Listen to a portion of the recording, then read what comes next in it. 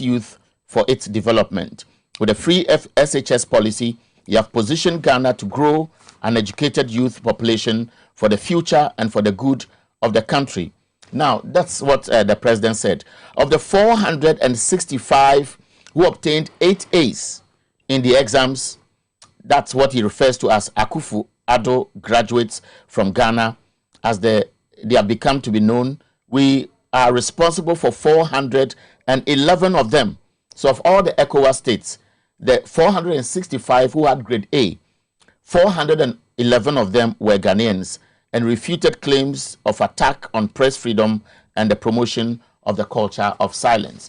We'll be speaking to this extensively on the program today. So that's it from the front page and the center spread of the Ghanaian Times newspaper. The back page has sports, and I will show it to you so that you can read the details for yourself. I'm done with Ghanaian Times. As we're still on sports, guys, remember on Friday I said that Chelsea Blues was going to win, and I was right. And Mr. Momwa, you just know that you owe me.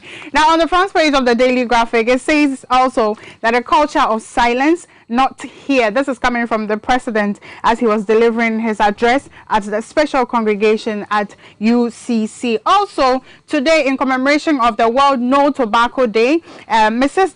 Delise Mimi Dako is urging smokers to seek counseling. This conversation we'll be having extensively on the social segment today, so please continue to stay tuned. Now, Mali, as Eric indicated earlier, has been suspended from ECOWAS. Akufo-Addo urges leaders to help restore democracy. On the back page, as I said, that Lagos City's shock Ash Gold at Obuasi. The league table is here. These days, I am investing in sports, so please pick the Daily Graphic and check out the league table for yourself. Okay, so let me do the Dispatch and the Business and Financial Times. Now, the Daily Dispatch says over 50% of prisoners between 18 and 25 years are in prison. And then June 4, 1979, explosion, and that's Quentin's interview.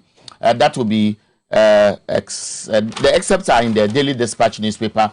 And the Business and Financial Times says, rising fuel prices, new taxes likely to keep policy rate static. And analysts are worried about inflation forecast, which appears to be in the offing. And FDA sustains anti-tobacco education in schools and public places. 2021 census data will improve livelihoods. That's what the president is assuring. And it starts just before the end of next month. Also, the Chronicle is stating here that national security at it again. Clerk dispatch rider sue for assault, battery, and false imprisonment. Also, Bismarck petitions Interior Minister to probe Interpol Ghana. I will never endorse the culture of silence again, coming from the president. Now, there's also a headline here that talks about House of Chiefs president calling for adequate legal policy framework to deal with homosexuality. On the back page again is Chelsea the Blues. Yes, we are making headlines. Now, the Inquisitor here's reports that the La Mankralo shames accusers, whereas NPP Galamsey's torment do amount for government must act on any Springfield unitization directive. This is what the newspapers are reporting. So we'll be going for a break. Wisdom is around the corner. He'll bring us the news. And don't forget, at 7:30 today, call a friend. Listen to Professor Nana Jane Opokwajiman speak to issues about our educational sector. That will be at 7:30. But first, we take a break. Wisdom will join us with the news headlines.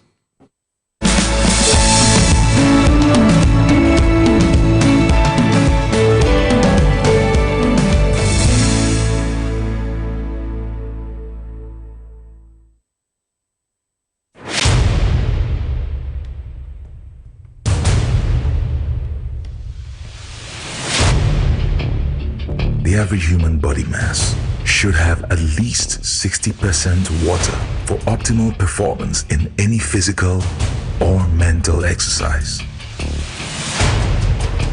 We can help you maintain it naturally.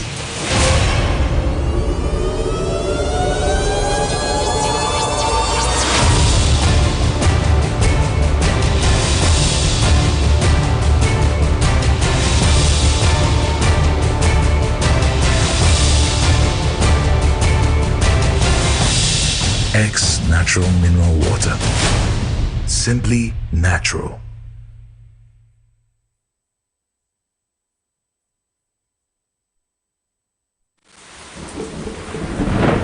Peace of mind is very essential in your journey to success. For Akwesi Papa, peace of mind means having a proper covering over his family. Literally. For Araba, aka Injection Mama, it's about having the funds to complete her advanced nursing course. And as for Corporal Odami, it's as simple as reporting on time for his shifts. Sometimes all you need is a simple push. At Needs Microfinance, we have tailor-made loan packages for salaried workers under the Controller General's Department. With the low interest rate and quick wahala-free process, you are guaranteed of a timely solution to get back that peace of mind, literally in 30 minutes.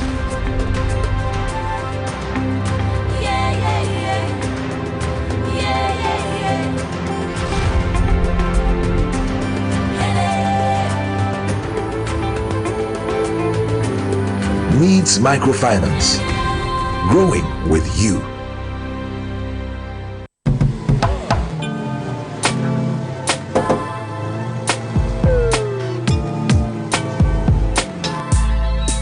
Welcome to AutoCheck Vehicle Diagnostic and Licensing Center. I hear my car can be checked here without going to so many Accra. Sure.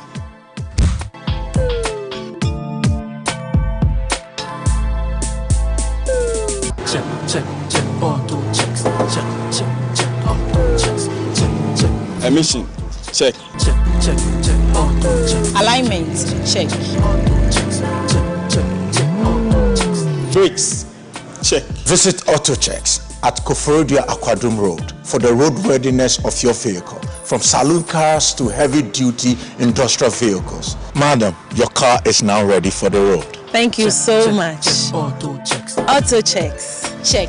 AutoChecks, your safety, our priority. Check, auto checks.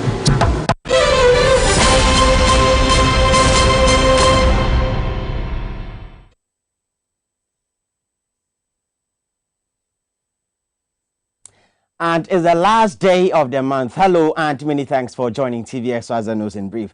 Coming up this morning, President Akufo-Addo damns free SHS critics, insisting the policy implementation which earned UCC honorary doctorate degree reflects quality and expansion. This morning we shall hear him and a contrary view from Ghana's first female Vice Chancellor, Professor Nana Jane Opoku Agyeman. This morning, Kaswa Newtown Zongo demands immediate completion of abandoned drain which has become a death trap. And later, countdown to 2021 census launched, projects to cost Ghana 521 million cedis. We have details coming up.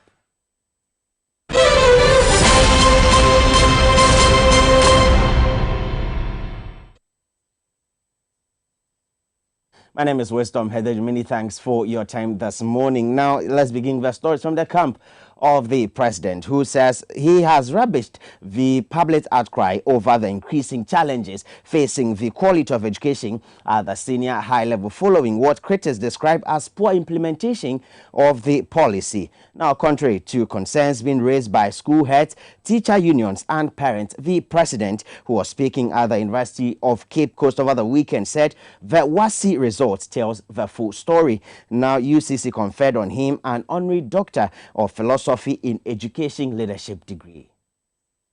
The Honorary Doctor of Philosophy in Educational Leadership degree conferred on President Nana Akufo-Addo by the University of Cape Coast over the weekend is in recognition of what the university described as his bold policies in the educational sector, particularly the implementation of the free senior high school policy.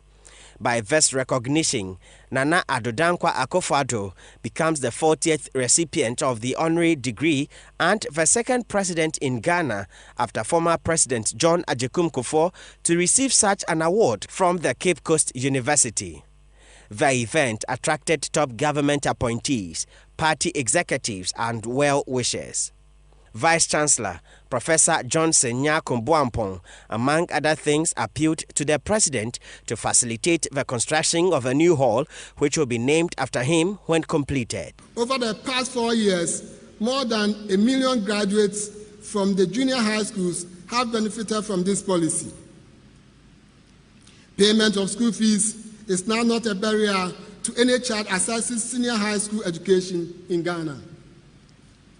The bold and decisive policy, which is iconic in the Fourth Republic of the country, is also in fulfillment of Goal 4.1 of the United Nations Sustainable Development Goals. Chancellor of the University, Dr. Sam Jonah, in his address highlighted the benefit of the policy. Particularly needy students may have missed the opportunity and the potential exponential increment in Ghana's human resource base. Our university, the university of choice, since its attainment of full university status in 1972, has sought to identify and award outstanding personalities whose achievements encompass any one of the following. First, distinguished service to the university. Second, distinguished service to the country and or the international community.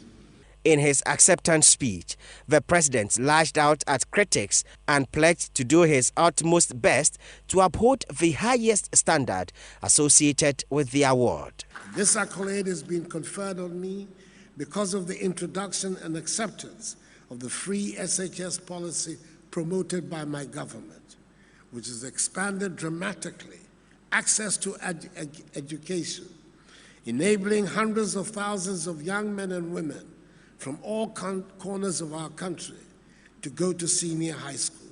By the outstanding results of the first graduates of the policy in the most recent WASI examinations. Of the 465 who obtained 8 A's in the exams, the Akufo-Addo graduates from Ghana, as they have become known, were responsible for 411 of them. Not only has access been widened, but quality has also been maintained, indeed, even enhanced.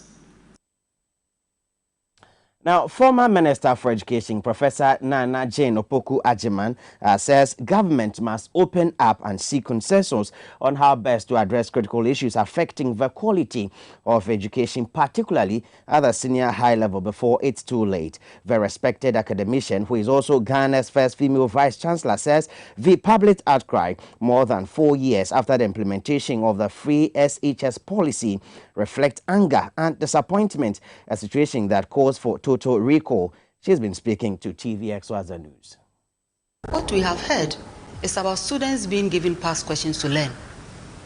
We have also heard and we have seen students who wrote an exam, came out, and it was like, we've had an earthquake in this country. It wasn't like one school or 2 schools. You are referring to students who were protesting that this same group whose performance is supposed to be so outstanding that we shouldn't be talking. It is the group I'm referring to. Okay. And they went and wrote the exam. We heard of the leakage of exams. We heard of invigilators being compromised.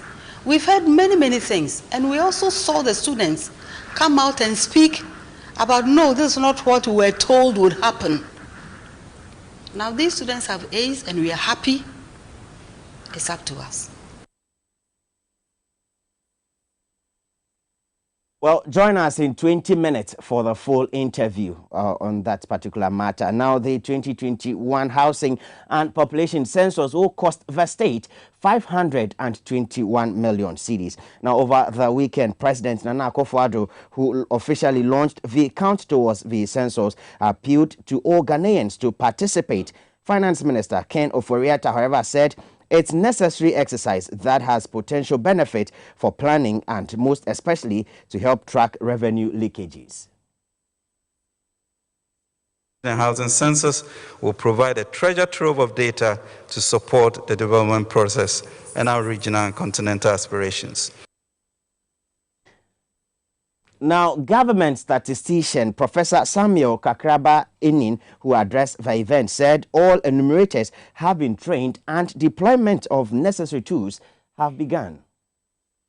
Persons in Ghana that our systems, our logistics, and our personnel are all ready for the preceding activities ahead of 27 June 2021, specifically with the start of our 76,500 field officers, which will be followed by the chalking and listing of structures starting from the 13th of June 2021.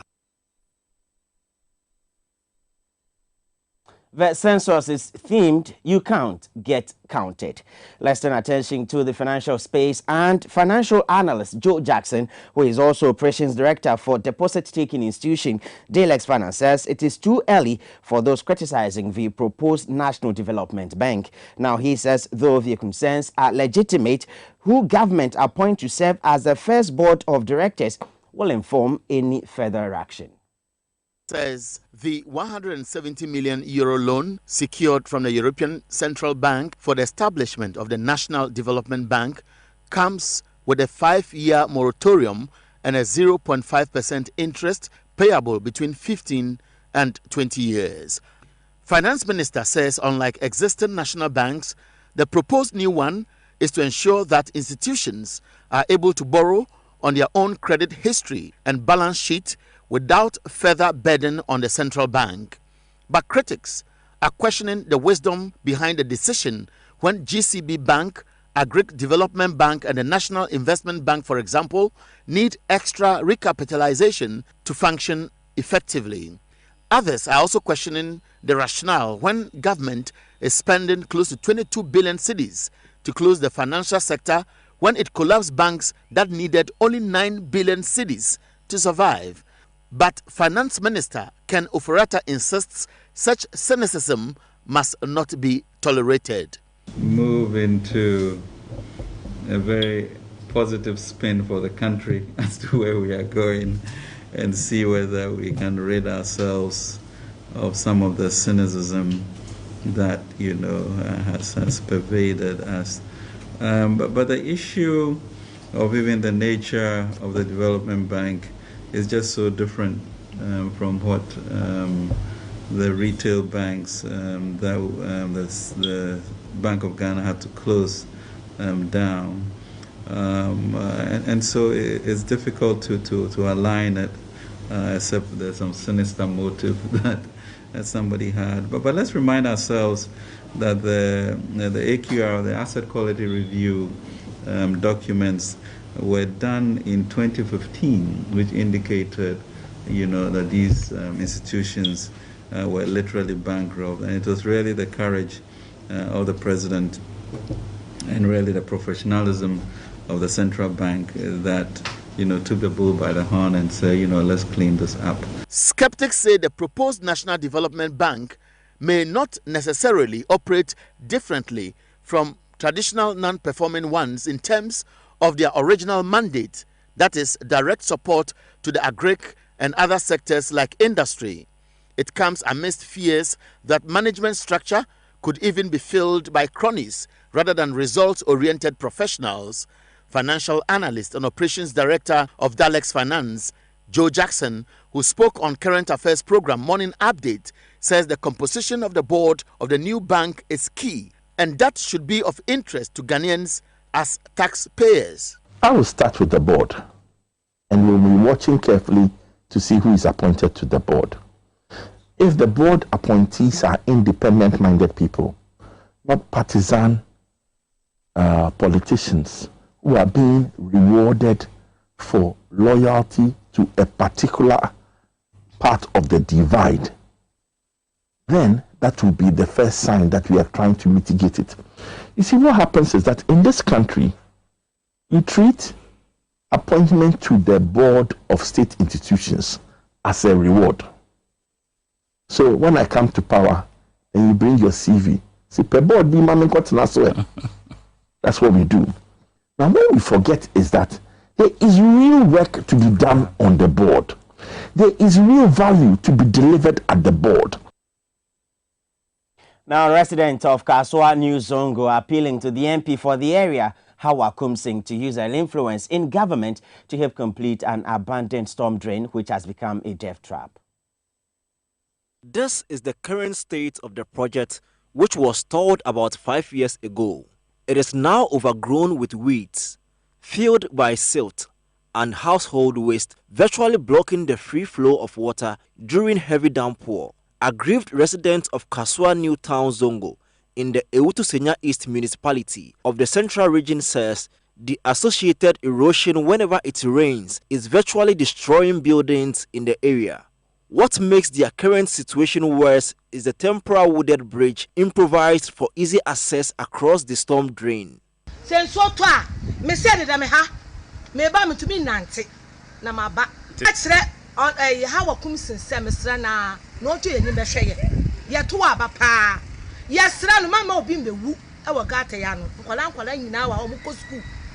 this building. The MP is there. We have gone in there several times. The MP is not my ass. Sometimes he can come here, she can come here and just pass. You don't mind us. And when you said, they said they are not doing road, they are not doing gutters. But see this building, there's a people inside. Flood is broke the wall, and at the same time the person is inside the room. And can you ask me that when there's a person inside, what happened to the person?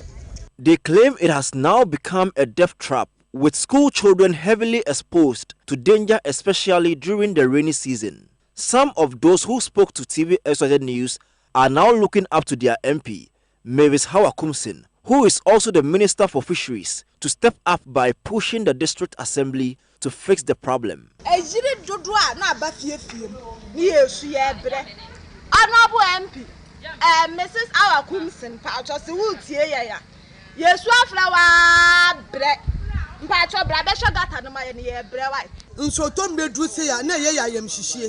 Gata omutu ye omu sheye boss omu ba beye den on be tumu ni na diako efie su ben de bia nkode ye do omu twa bridge isu kra ya na ye de etabo na ya ye de dua to so na nkofo ye den na ye mai fa so. When contacted by the TV Xyz News team, the assemblyman for Kasua Zongo electoral area, John Edua, virtually threw his hands in the air. It follows what he described as lip service after several petitions demanding and seeking completion of the project seems to have been shelved. 2016 a change of government ban and wejai.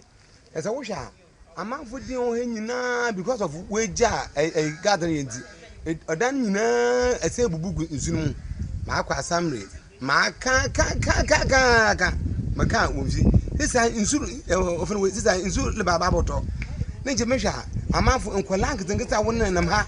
Na can you imagine says and get Uba not here be. Nature saw you got to the real tennis in Sunota. The we are now yet far. Master Mammy how comes in. And then a Nakufado, sir. Yeah, Hadwin, a castle was so ya woman to Abba. And that's all time will allow this morning for the news in brief morning update. As always, do log on to my xyzonline.com for more stories. Nana Abena Sewa is standing by for a conversation. Good morning.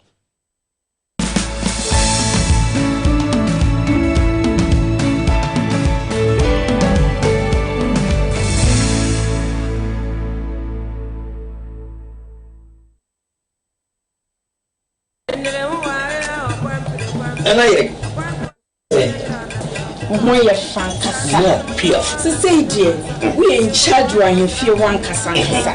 Losing the layman capsules. A mob sissy will go to Juma yet drink. No bread you must have with shankasangasa. No, near.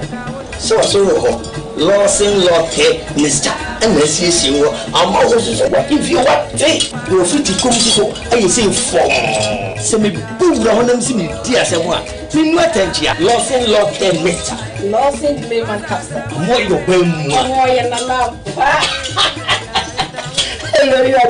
Losing Lord care Mr. Losing delay my capsules. Do you know what you feel? Delay man capsules and men do if you do what they cronkwan and a low care mixture so a painful and ma woman for anyone I want if you do what train son can FD Ashisha sa a jedian cratoimu adja to muse a if a cran na menisika etia yeme fui a hin for pa na menya bosia edia tre mejuma yimu Kai kra mabre mi yebusia ato taxi fufu. Suhum Rural Bank. Suhum Rural Bank.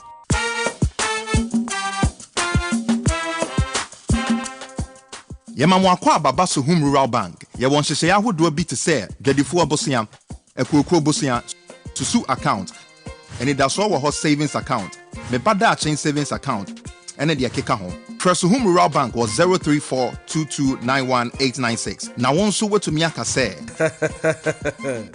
Suhum Rural Bank, ama ene mayeka una. Suhum Rural Bank, entime pa minie. Suhum Rural Bank, growing our heritage.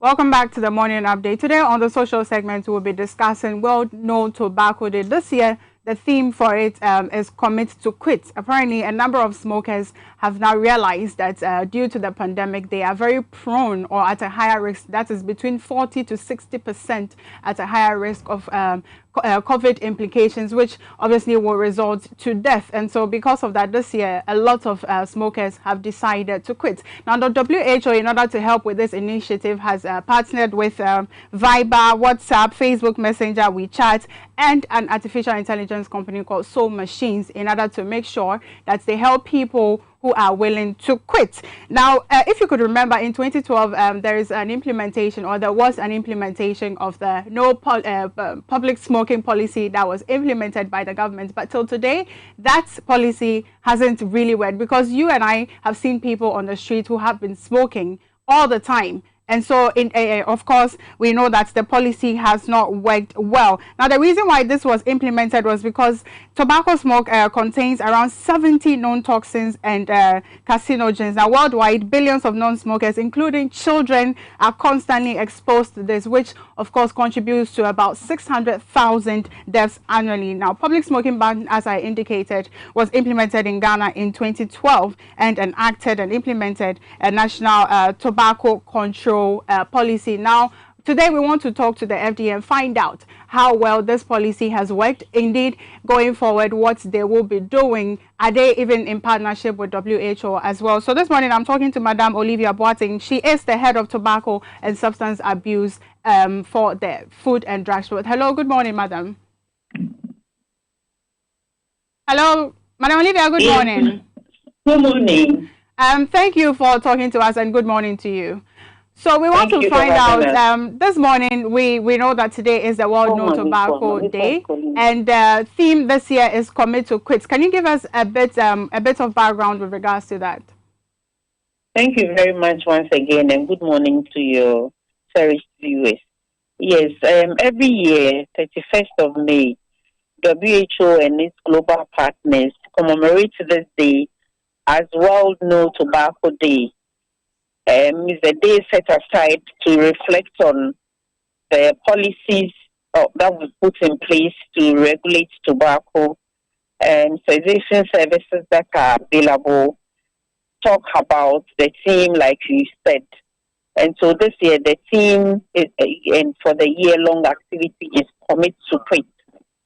Commit to Quit, because we've realized that more than ever this year, because of the pandemic, which predisposes smokers to getting complications of the COVID, they really want to quit. So we are encouraging, doing advocacy on committing to quit, telling them access available for quitting and all that.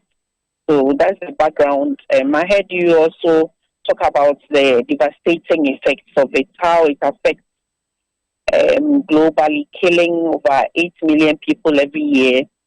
7 million of them are smokers, and about 1.2 would even never have smoking, but that just been in the presence of people smoking, what we call passive smoking. In Ghana, it affects about 800,000 people every year, and about 75 men die weekly from it. So it's just a year-long activity of advocacy, and if the policies haven't worked, we would ensure that we get better policies. With about 29 focus countries. Hello? Hello, can you hear me, please? Yes, you're a bit faint. Okay, can you hear me? Is it better now? Yes, it is. Okay, so the WHO apparently has partnered with 29 focus countries in order to combat or help people who are willing to quit. Is Ghana one of them? Yes, we are party to the treaty FCTC Convention of Tobacco Control. So we are part of the member states that are committed to quit and making available resources for people who are predisposed to using tobacco and who want to quit. Okay, so what are some of the measures that are going to be put in place by this through this collaboration? Yes, so we are educating our people on the health benefits of quitting. Right.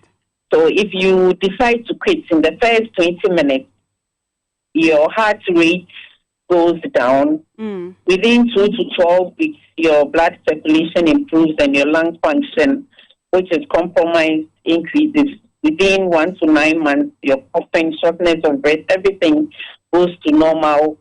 5 to 15 years after you've quitted, you are restored.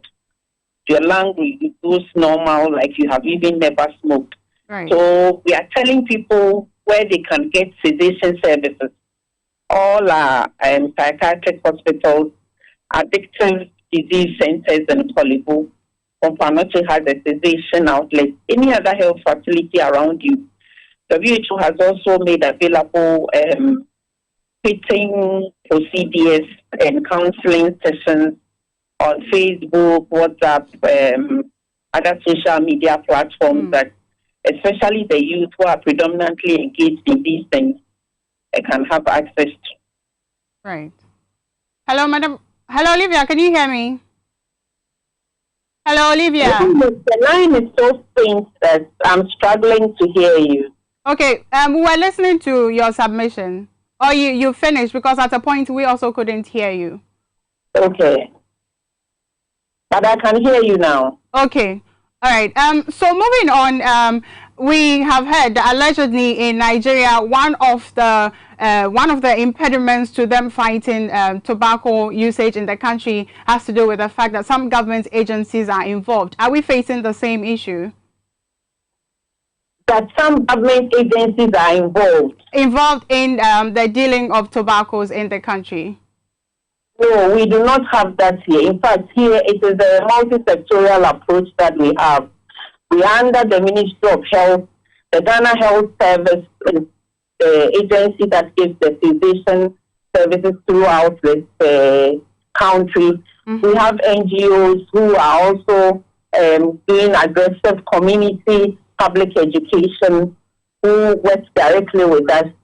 And the WHO and other partners also give sources of funding in that. So in Ghana, it's a multi-sectorial approach. We are all fighting hard against the tobacco industry, who have practiced and introduced them to lure younger people into it. So for Ghana, the tobacco control fight is all hands on deck. We do not have any government agency or any other agency undermining our efforts. Right. Now, quickly before you leave us, we know that increasing tax actually does help with people, tax on tobacco help with people not patronizing it. Now, I've realized that in Ghana, our tax rate or increase on the tobacco is 25.4%. And Algeria, for instance, has about 48%. Have we considered increasing the tax on tobacco? Yes, the tax experts are working on that. But in the whole sub-region, Ghana's tax, 150%, is the highest. The tobacco tax in the sub-region, Ghana is the highest. But yet, they are still considering increasing it, because we know tax increase is one of the effective means of bringing tobacco use down, because you do not make it accessible to especially the youth. Okay. But ours is among the highest in the country, in the sub-region. Okay. All right. Thank you, Olivia, for talking to us this morning. It's been very insightful. Thank you for having us. Right. So I was talking to Madam Olivia Boateng, Head of Tobacco and Substance Abuse for the Food and Drugs Board, and she has told us about some of the measures they are putting in place and also collaborating with WHO in order to help people who are willing to stop smoking, especially now in the pandemic when it is even more dangerous for people to be smoking because, first of all, COVID affects the lungs, and smoking also has some negative impact on the lungs as well. So this has been the social segment on the Morning Update on TV XYZ. My name is Nana Abena Sewa, and always this show is brought to you by X Natural Mineral Water, Simply Natural, Black Secrets Makeup, and of course, Lawson Herbal Clinic. Stay tuned and watch the program.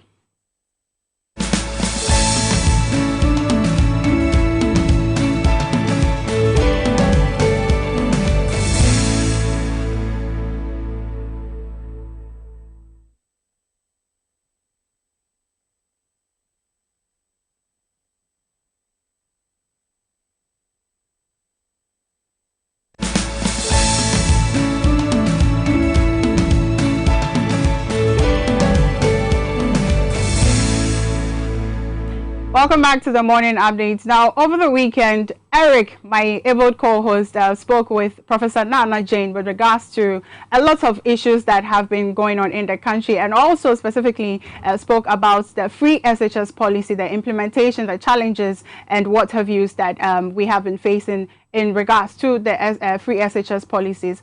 So, without further ado, please watch the video for yourself.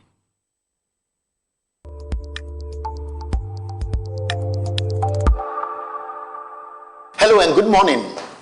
I'm happy to meet you again. And this morning, I want us to have a conversation. We want to talk about what is on the minds of many Ghanaians today. It's about the quality of education. 4 years ago, we were all divided. We were not too sure about how the free SHS program was going to be implemented and how it will run through the years. 4 years on, many Ghanaians are now realizing that the implementation strategy perhaps was wrong. This morning, I want to have a conversation with an accomplished academician. We all know her so much that I don't need to tell you much about her credentials. She's the first female vice-chancellor in the whole of this country. In 2020, we all heard about her. She was the vice presidential candidate of the National Democratic Congress. Professor Jane Nana Opoku-Agyemang is with me in the studio. And today, we want to talk about education in general, across all levels. And my first conversation is about how she's receiving the concerns and the debates across the airwaves. And we will walk through the conversation. Madam, thank you and happy to meet you. Thank you very much. Now, Prof, you have been at the Ministry of Education before, and you have seen implementation of various policies. Free SHS became a campaign issue. The former president had his own plan, and the president today also preferred a different solution. Now, having listened to parents, especially the anger, the tone of the students, how does it come to you? It comes to me as a very disturbing phenomenon, and I want to begin by expressing sympathy. I want to sympathize with the students, especially when they say we are not learning anything. And this is not something I'm making up. We all have children in our families, in our communities, everywhere. And when they seem to be saying the same thing, then it's disturbing. And there are countries or places where children have to be motivated even to go to school. They have to be motivated to learn and so on. And if we have children who are already there and they are saying that we are not learning, it means the children want to learn. So some dream is being stifled. And that I find disturbing, and I want to sympathize with that. I want to move on to sympathize with the school management, the headmaster, the headmistress, the teachers, the housemasters, the support staff, the kitchen staff, my TEU people, all of them, because they are all part of the system that supports the school. And it is not so much that things have changed. When you are supported to deal with the change, it's a little easier. So I want to sympathize with them too. And then, of course, a parent. A parent sending a child to school is expressing hope. It's expressing their confidence in the system to support their child for the best in the child to come out. So when that doesn't seem to be happening, then it is disappointing to the parent, to the community, to the child himself, and even to the school also. So you see there's a whole chain of connections. So my immediate reaction is sympathy. But I haven't gone that path. It looks that now the bubbles at the bottom of the pot are coming up and bursting. We are hearing a few more voices. I don't know what took so long. I have personally followed the conversation, and the narrative, especially among ordinary parents, is that they would have preferred to pay school fees. I remember before the policy was implemented, the former president made some proposals. Now, looking back and fast forwarding to today, how does it come to you? It comes to me as a missed opportunity, in the sense that we had very, very clear proposals. We knew there were parents who could pay. It wasn't by accident that the current Minister for Finance was even, expressing the same idea we had, that he could pay for 10 people. There are those who cannot pay for anybody, okay? So there are, in between those who can pay for 10, who can pay for 1 or 2, there are those who can pay for anyone. And that doesn't mean that those children should be denied education. So what we did was to target. Our philosophy is to build the society from the bottom up. So it is those who have been left behind. When you talk about people not being left behind, so it creates the image that we are all in the queue. But there are some who are not in the queue. And it's the business of government to bring those people in the queue. So our policies under His Excellency John Dramani Mahama, his concern has always been about how does this help the underprivileged. So the policies were crafted on that concern to ensure that we are targeting, that we are bringing people on track, that we are helping those who would otherwise have no chance. There are many, many people right now that the government is taking care of who would have had the chance. There are parents who are now saying, we want to pay. But for me, yes, the money part is important, but it's the strategy itself that they may wish to review. For example, how come the school reopen, announcement is gone out, students have left home, and on the middle of the road, or even when they have arrived at the school, now you tell them that, no, go back and come back 1 month. That's not about money. This cannot be about money, okay? How come in the middle of the term is extended or cut short? That's not about money. So there are many, many more things that the ministry needs to look at. It raises question about those who are directly involved in implementation. And for you as an academician who has seen teachers trained at the highest level, somebody who has headed a whole ministry, I'm sure you have silent voices within the Ghana Education Service or the Conference of Heads of Assisted Secondary Schools, and maybe NACA, who may be involved in curriculum research and development and implementation. What have you been picking from people who cannot perhaps talk openly? Yeah, the major thing that disturbs them is, and I've picked from many. I've picked from students, I've picked from parents, I've picked from people in the ministry, outside of the ministry. I have many stories to tell. I don't know how long we have, others that I've told you 1 or 2. No, at least one will not be. Yeah, so first, when I finish answer your question. And their major concern is that we can't speak, So when they come and give me all these litany of complaints, my question is, but you have your boards, you have your committees. That's a proper channel. Why don't you send all these concerns there so they reach where they need to reach? They say, no, today, we don't even know who to trust. You don't know who is listening to you. Before you know, they transferred you. And I find that very, very unnecessary because it doesn't help anything. Okay, so as for the comments, many. A parent called me, said, let's say I live in Accra. My child has been posted to a day school in Suhum. What should I do? It was on the phone. I don't know who gave her my number. And I said, I can't advise you, but I'll tell you what I will do. If I were in your position and I worked in Accra and my child has been put in a day school in Suhum, I've never lived there, I don't know anybody there. If I were you, 2 things. 1, I'll leave my job in Accra, go and live in Suhum, rent the house and know where my child is, so I can get him ready to go to school and come back. Because the child going to the SHS is leaving home for the first time and needs some support. And at that stage, they are very vulnerable. And they are very vulnerable. Okay, so I don't know about that person dealing with the landlord or any of those. So that's option one. If you cannot leave your job, then bring your child where you are and find a day school close to the premise. And said, well, they said if you do that, then you won't get the free and that, the whatever else. And I said, my sister, so what is, you make a choice then. You know, the decision is in your hands, but this is what I will do. I'll have two choices.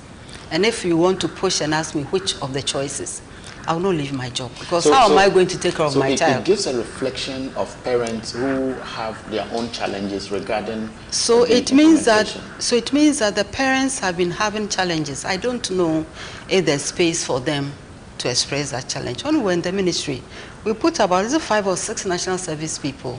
We created a hotline and we advertised the hotline and we asked any parent who has any challenge, teacher, whatever, just call us. And we also showed the people where to take the complaints. Some of them will say, no, I want to talk to the minister. 2 minutes, just talk to the person. Maybe you are not even the one to solve the problem, but listen. But if it's about intimidating the people and harassing them and so on, then they will not talk to you. But Prof, just to cut you, in all this, the prime objective is to ensure that the children get better education, pass well, and continue. Government's narrative is that the first batch have written their WASI and they did well, which is an indication that free SHS, after all, is not as bad as critics would want to put it. And that should defeat some of the concerns we are raising. Listen, I think we're all in this country. We hear about lack of textbooks. The food and the sleeping places, we've also heard plenty about that. But the psychological makeup of the learner is very important. So let's just go to the purely quote-unquote academic ones. We've heard of lack of textbooks. We've heard of teachers who are teaching Form 3, and by the time they finish, they are too tired to go to Form 1. We've heard of that. We haven't asked about the state of the science labs. We haven't asked how many experiments the chemistry student needs to have and how many has happened. We haven't heard of the equipment that has gone to the labs or to the workshops. We haven't heard of the reagents. We haven't heard of the lab assistants and so on and so forth. And all of these go into the academic performance. We also know what we have heard is about students being given past questions to learn.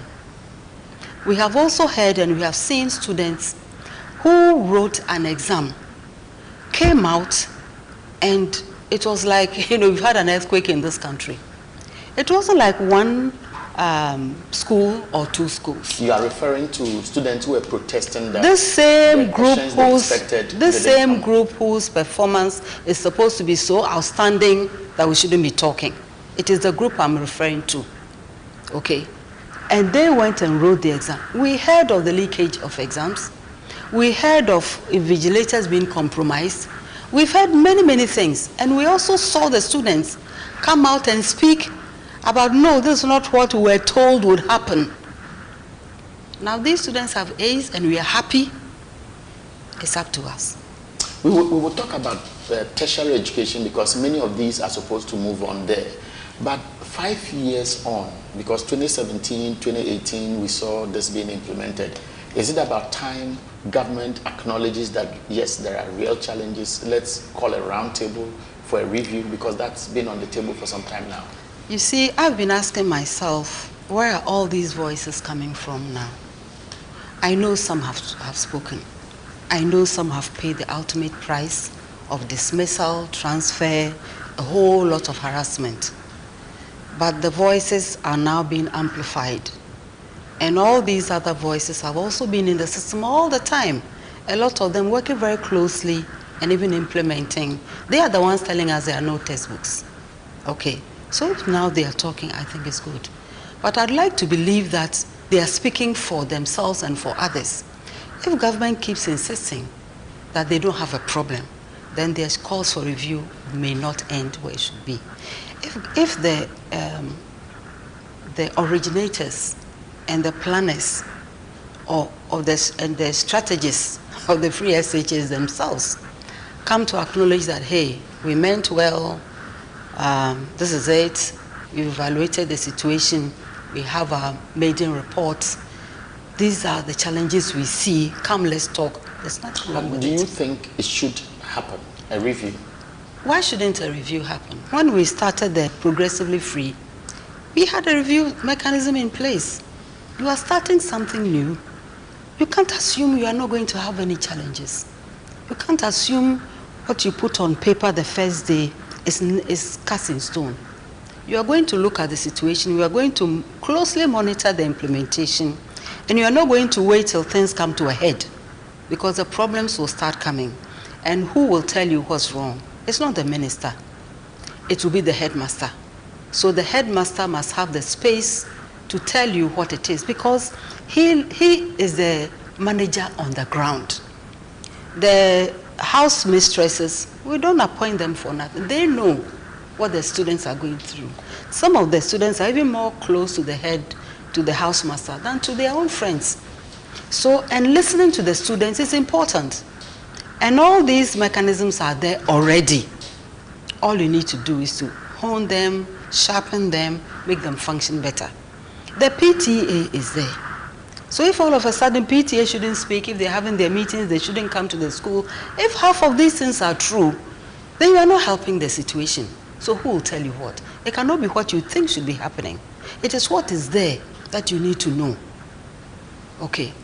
Okay, we'll walk into other levels of the sector, but before that, I remember in the 2020 electioneering campaign, the NDC candidate then, former President John Mahama, was very consistent in assuring the public that yes, he knew the problem is real and that he can help fix it within a year.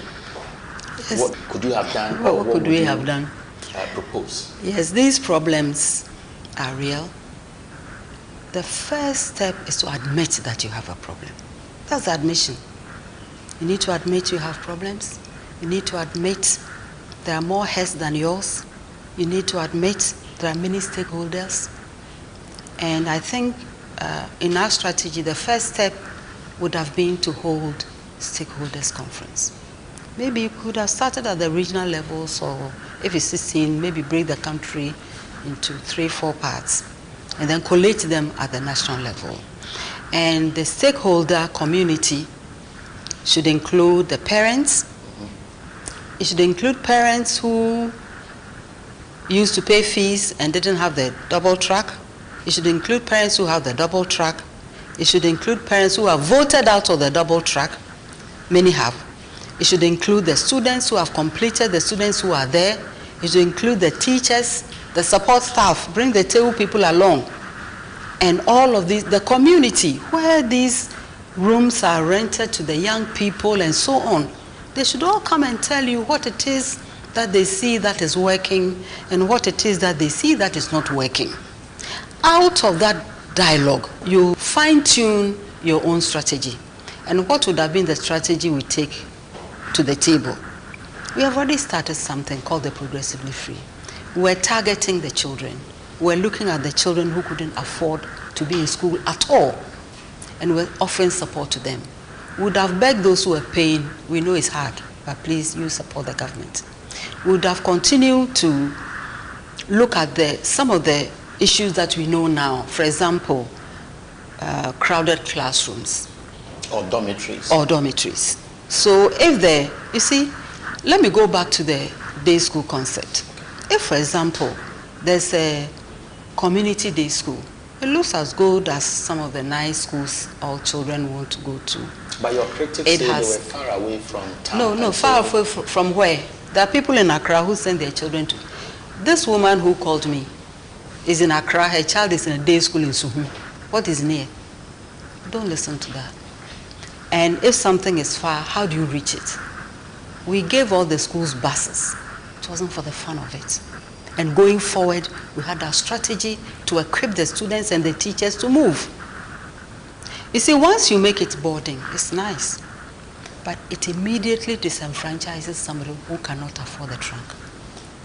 Okay? And we are interested in those who will be stalked by these things. So let's say that it's a day school.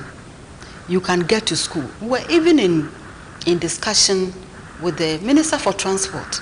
We started with Jifa and then Fifi came along to help us with the Ayalolo buses. How can we deploy them at certain times in the day? We had our plan to ensure that the children can move from the community to the secondary school. And let us also be mindful that the secondary school has been broken into two. 95% of the children go to day schools in JHS. So what is it that once you get to secondary school and you don't go to boarding schools, like you can't go to school? Okay, so you can continue the same way from your community to that school by facilitating the entry for you. Lots of people didn't like the day schools because of the performance. So a lot of the things we're doing in the ministry at the time, the day schools were government schools, but we involved the private schools too, so that the performance will rise for everybody. So talking about the strategy, first you have the conversation, you know the problems. If it's, you build the schools, and we started building the schools. Okay, as at the time we drafted our handing over notes in August, as was expected of us, we have 46 complete, ready to function. There were students in them already learning. So for this government, as I said elsewhere, you don't even have to do the concept. I'll be taking a short break, and when we come back, we'll talk about the recent invitation by the sector minister. Dr. Edichum invited former ministers of education. I would find out from Professor Nana Jane Opoku-Agyeman if she was invited.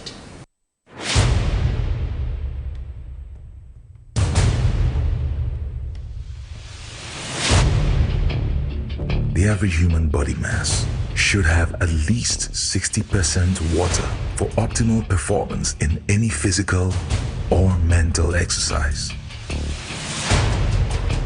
We can help you maintain it naturally.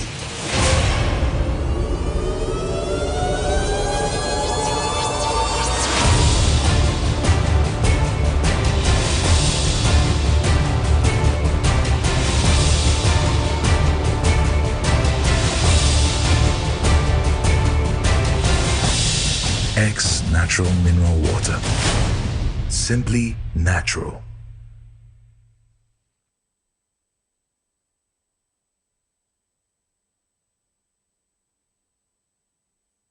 Welcome back. This is TV Xyz, and of course you are following us on Wezo TV.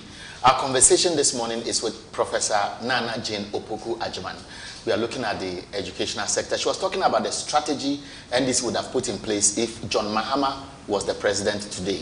And I told you we were going to ask her if she was invited to the recent meeting that was called by the current Minister for Education. But first, I want us to wrap up on the strategy, Madam. Yes, the strategy we have started already, and the complaints from the public now is vindicating us. Sure. So we would have continued with that, fine-tuned it, reached more people, and dealt with the emerging issues. We knew there would be overcrowding. That is why there was overcrowding, actually. So in our time, under His Excellency John Dramani Mahama, we expanded 125 schools, new dormitories, assembly hall, teachers' flats, and so on, and science labs. We also did what we call the quality improvements in 175 schools. And these schools, you go in, there's a room called a lab, there's nothing there, so you need to fit it. So it wasn't like starting the structure, but given what it was, putting a new dormitory there and so on. There were other schools that we did other forms of expansion and raising the quality of learning. Maybe they didn't have a maths teacher, or they've never had a maths teacher, and so this is why the performance is so poor, or any, whatever, you know, all those things we did. And we also built new schools, because you can only expand the existing ones for so long. And in less than 4 years, we were able to do the drawings, the sketches. We were able to do the projects framework called the Secondary Education Improvement Project, seek funding. We went to World Bank, and you know, the whole process, a long one. And of course, most of the funding came from the government of Ghana. and we were able to complete 46 as at the time of writing our handing over notes. And when we say we've completed, it means it's ready to run. Everything is there.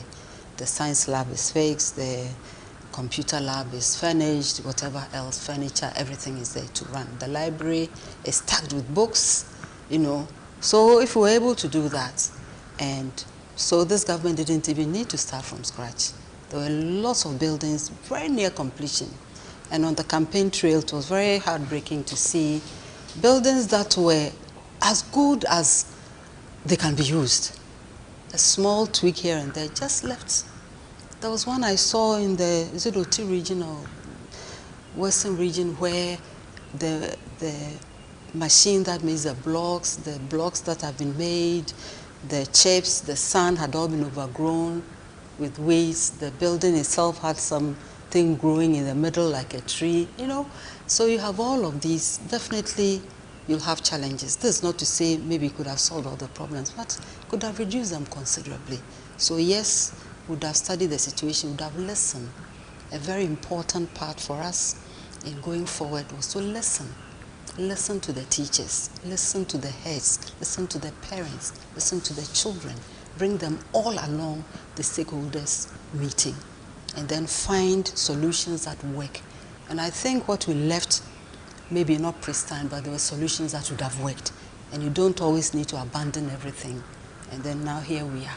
Okay, so you would have been consulting if you were in power, and there's a subtle element of that in the meeting which I witnessed recently when the news came out that the current minister had invited former ministers of education. I didn't see you in that picture. I was invited. In fact, I got a phone call from his office, and I said, okay, bring the letter. They didn't state a date in the phone conversation. I saw the letter here on a Thursday. The meeting was on a Monday. I was going to be out of town. The meeting was on 10th of May. The 9th of May was the Mother's Day. I had chosen to spend it at an orphanage in the Western region for very personal reasons. And I wasn't going to be here on Monday at 10 to attend the meeting, so I was out of town. So I don't know how it may appear, but for the expectant person who is watching television now, if you had been in that meeting, is there one thing you would have told Educhum? It would have depended on the agenda. Why is he calling us? The letter said to tap our experience in what? So it depends on why he's calling us. And then we would have spoken. Okay, now let's look at basic education today. I've heard conversations about the new curriculum, textbooks, government's plan to introduce a new policy that will drive education at that level. What do you see? What are your worries, if there is? I want to see the plan.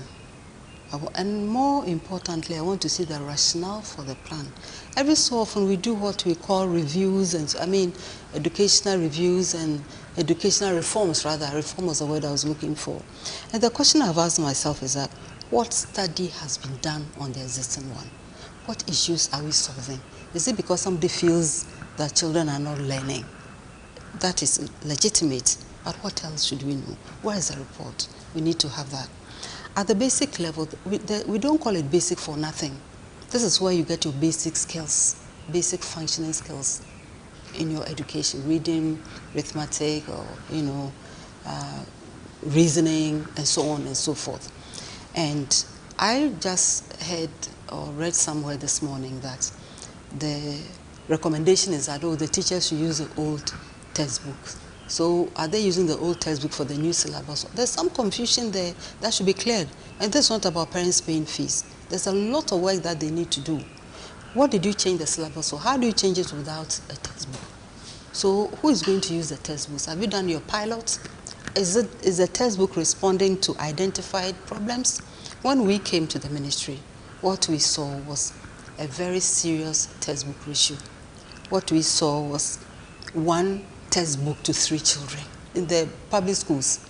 And I said, no wonder many parents are voting with their money outside, away from the public schools. But this problem can be fixed because the majority of our population use this public schools. Yes.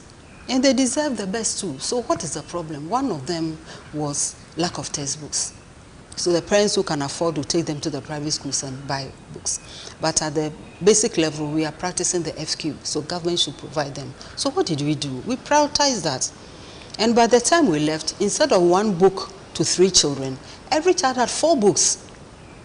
And we also saw there was some teacher absenteeism, not some, significant, 27% is too high. I think we're only second to, well, I won't mention the country, to another country on the continent. And that didn't look good enough. We sat with the teachers, and for me, the comforting thing was that a lot of the teachers themselves wanted that situation to change. So we got a lot of support from them, and we were able to push it down from 27 to 7%. I don't know where it is at now, or even anybody cares about that. But you need to know. And apart from that, we also did a study to see, okay, so out of those who come, how much time do they spend on task? The percentages were really, really disturbing. On the average, it was 35%. This is not possible. So you need to find what is it. Talk to the teachers. What's the problem? They will tell you their problems, and you try to remove them one after the other. And the results began to show. And it's one of the things I'm very proud of, that by the time we had put in all this support from parents, from the students themselves, from the teachers, from everyone who wanted our system to improve, and especially from His Excellency John Dramani Mahama, who understood that yes, we may not have envisaged this, we didn't know it was coming, but this is where we are at, we need this help. And he never shook his head at us, because he always believed that we need to get education right. So I want to use this platform to thank him. And he knows I don't flatter, so when I say so, it's so, you know. So we're able to increase the textbook. And then we also realized that the reading proficiency was low. So what did we do? We introduced the reading project, translating books into languages and so on and so forth. And the results were showing. And they were very encouraging. As I was saying, I was very proud to notice that by the time we were exiting in 2016, when we had the President's Award for BEC students, 13 out of the 20 students, we had 10 regions then, were coming from the public schools. It had never happened. It means, you see, we started from the premise that every child can learn. So if now you've introduced a new syllabus, what for? And when you introduce a new syllabus, it should be in relation to the economy. The children in class 1 will use that at what time? So we were very interested in what the Development Planning Commission people were doing, their 40-year plan, to see, okay, so if we introduce this, give or take, no one can tell the future. We never saw COVID was coming. But give or take, where should this workforce be? How well should they prepare? So it was being tailored to meet the needs in anticipation of what... This is what it is. That is why I said when you send your child to school, it's an expression of hope. It's an expression of faith. So in all this conversation, either basic or secondary, definitely they would have to pass through a higher level. Tertiary. Definitely, yes. And so we have different levels. Now, let's see where the situation is today, because just before December last year, there was a lot of agitation over the the public universities bill, and today we are talking about free SHS students. If they are passing en masse as government wants to put it, there may be challenges in terms of admission at that level. Now, what have you seen is likely to be the potential challenge that is a gap that needs to be filled? Okay, let's start with the public universities bill. I'm a member of the Ghana Academy of Arts and Sciences. Okay.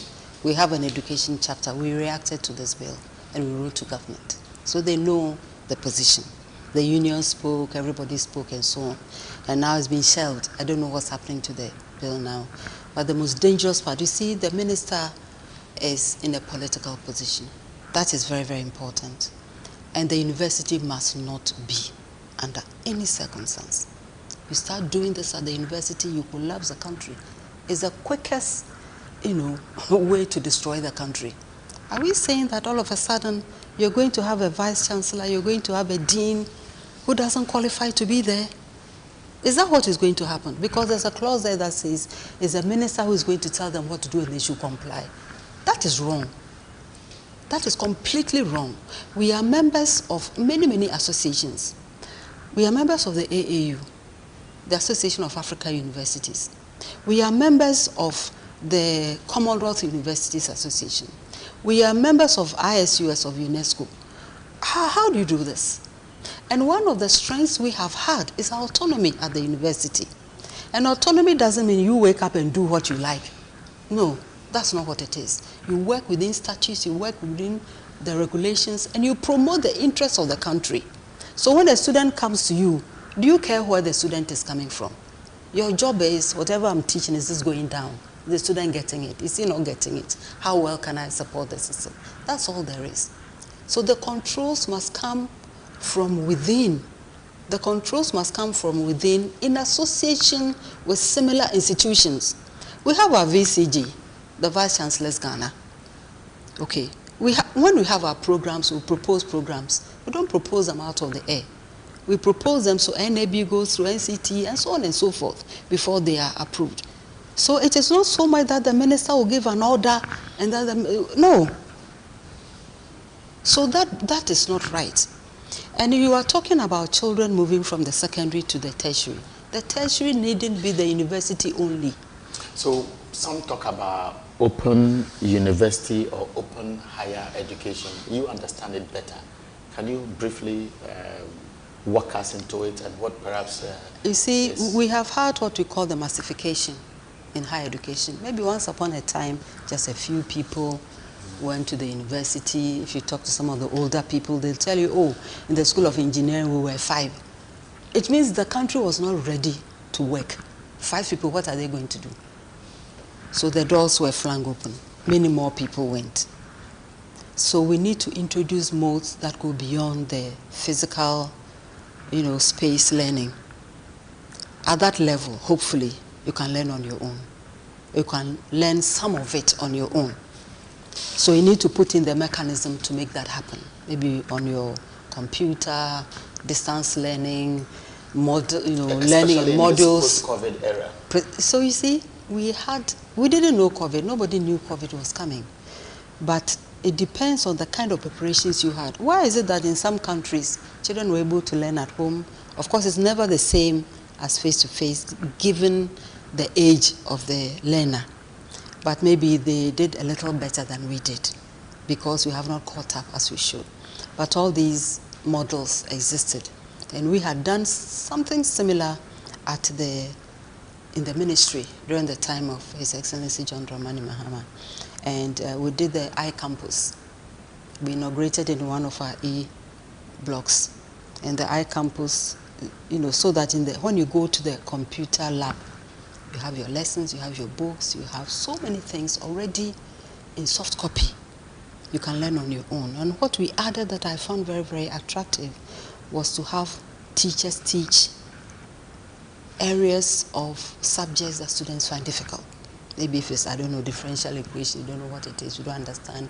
So you decided if the differential equation comes, I'm going to ignore it. And if that question is either or, and you've already cancelled differential equation and you're not very strong in the other, you're already on your way to failing. So better we prepare you for both, so that when you say it's a choice, it means I could have done either or, but I feel I'm stronger here. Not that I couldn't have done this other one at all. So we're getting teachers, filming them on teaching. And I remember when we started, we had so many countries' names withheld, coming to the ministry, saying they had money, they could help us, they'll bring their experts. I said, no, part of our business here is to grow our own experts. Okay? We have schools that are doing well in those subjects. Where are the teachers? Can we find them? Can we motivate them? Can they support us? Madam, I'm sure if I decided to keep you here, we'll talk for the rest of the day. I can imagine. And I've enjoyed the conversation because at certain moments I could see or feel the passion, because this is somebody who is an academician who loves education and could sympathize with parents. And I also saw through the conversation policies that are still pending that can be adopted. Now, religious leaders, CHAS, for example, and it is very instructive, are all wishing that there will be a conference to look at the whole thing again. We are wrapping up in a minute. I want you to look into the camera and speak to Ghanaians. Okay. There's a saying that goes that it is bent, it's not broken. Education can be fixed. It can be fixed with the right strategies, the right support, the right attitude, there is, there are solutions.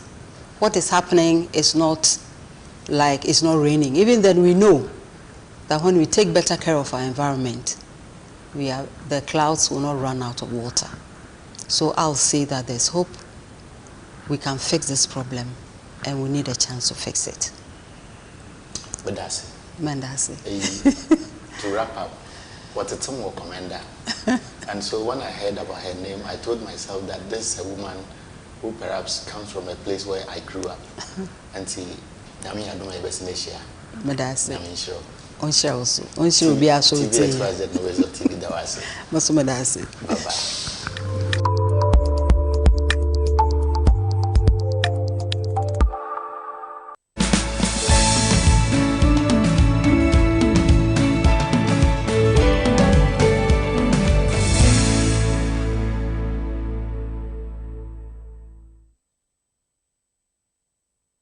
So that was the interview I had with Professor Nana Jane Opoku-Agyeman, and it was quite exciting. There were several issues we would have loved to talk about, but she was moving somewhere equally very important. So I managed to get the 40 minutes. We touched on all the levels of education. And first of all, I want to say congratulations to all those who have been part of the success story when we talk about the building of this nation. But we are at a stage where there is concern about what we do and whether it should be left to the hands of only a few, because this country belongs to all of us. At this stage, the conversation is about how do we ensure that there are all hands on deck. And so this national issue about education and whether the implementation is right or there are issues to be resolved, and when do they come in, and if they do, will it be accepted and so on, should be an issue that bothers everybody. Because if it collapses, it will affect all of us. If it succeeds, because some contributions were brought on board, it becomes a collective decision that all of us will endorse. Beyond that, there's also one aspect that we should not forget, that the country building policy, I want to deliberately phrase this way, is a collective responsibility. That collective responsibility is not about undermining everything that any government does. And so the narrative could be that because of the suspicion that contributions are meant to suggest that what any government is doing may not necessarily be the appropriate thing, and so it needs the other hands to come on board, people take some posturing that do not help. This morning, I want to do this conversation with a gentleman in the studio. We want to look at the education sector. The University of Cape Coast has stoked controversy.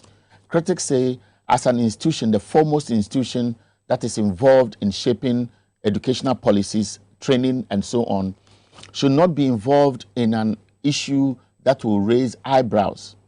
And that eyebrow is about the award or the honor it gave to the president over the weekend. Recognition for the implementation of the free SHS. Is that all? I believe that when the Vice Chancellor of the University of Cape Coast spoke, he offered reasons. But some are saying that at this stage, it appears to be too early. I don't know what your opinion is. On this program, I'll be giving you the opportunity to call into the program and then ask questions. Sir, you are welcome. Thank you. And good now, morning. Can you give me an overview of your institution and why you have so much interest in this conversation? Yeah, at Center for Socioeconomic Studies, or CSS for short, we look at policy in terms of its impact on socioeconomic development of Ghana and then Africa as a whole. So we take it right from the basic, education, agric, the main economy, health, and any other thing that encompasses directly. When you go underground and you engage ordinary people, what do you pick from them? Yeah, so the view is pointing to generally the same thing or the same direction.